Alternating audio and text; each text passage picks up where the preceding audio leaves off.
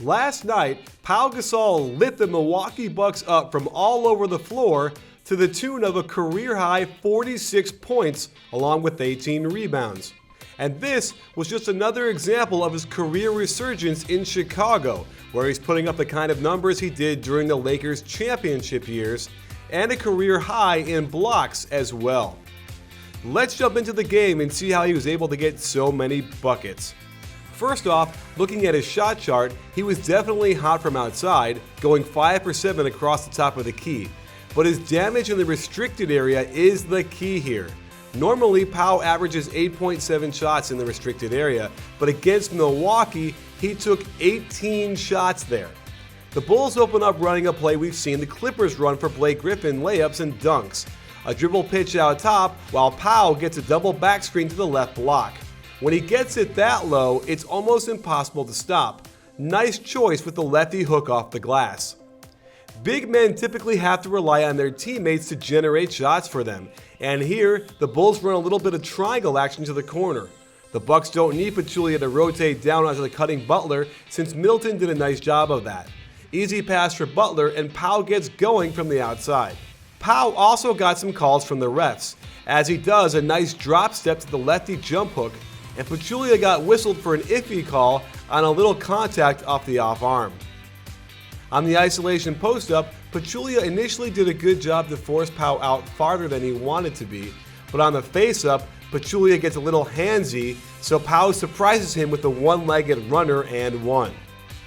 With Pachulia now out, they put basically their only big man left in John Henson on him. Henson is way out of position, allowing a wide open shot from 17 feet.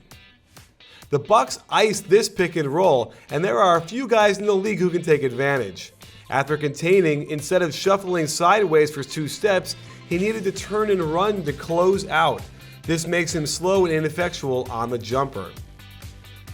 The Bucks become overly worried when Butler posted up. At 18 feet away, I don't think there's a need for Dudley to go double. This distracts Henson, who's pointing to Brandon Knight to pick up Dudley's man.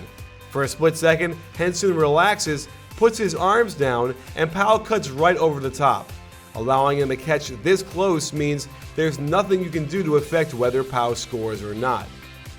With Pachulia back in, he does a decent job of pushing him out a little farther than Pau wanted to be. The Bulls get a little two-man game going, and the Bucks are more than willing to give up a 2 from 20 feet, but Pau makes them pay. Kidd tried Jared Dudley on him, which was a mistake. The Bulls had the luxury of being able to have Noah bring the ball up and make a good lob pass inside. On this post entry to Noah, Pachulia does not need to help on the Butler cut that much, and it's an easy catch and shoot from 19-9. Another reason it was a mistake to put Dudley on Pau was for rebounding purposes. The Bulls could just about fire it up at will, knowing Pau would have a ridiculous advantage grabbing the board and then also finishing the shot.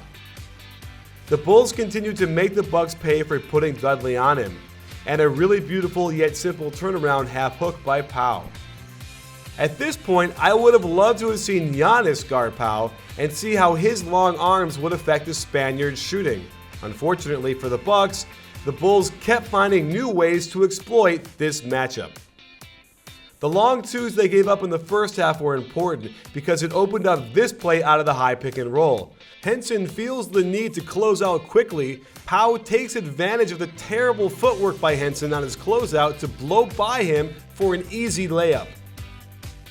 Pau's versatility was on display in this sequence, where he posts up, but Pachulia does a nice job to deny him good position. The Bulls then run some freelance motion offense.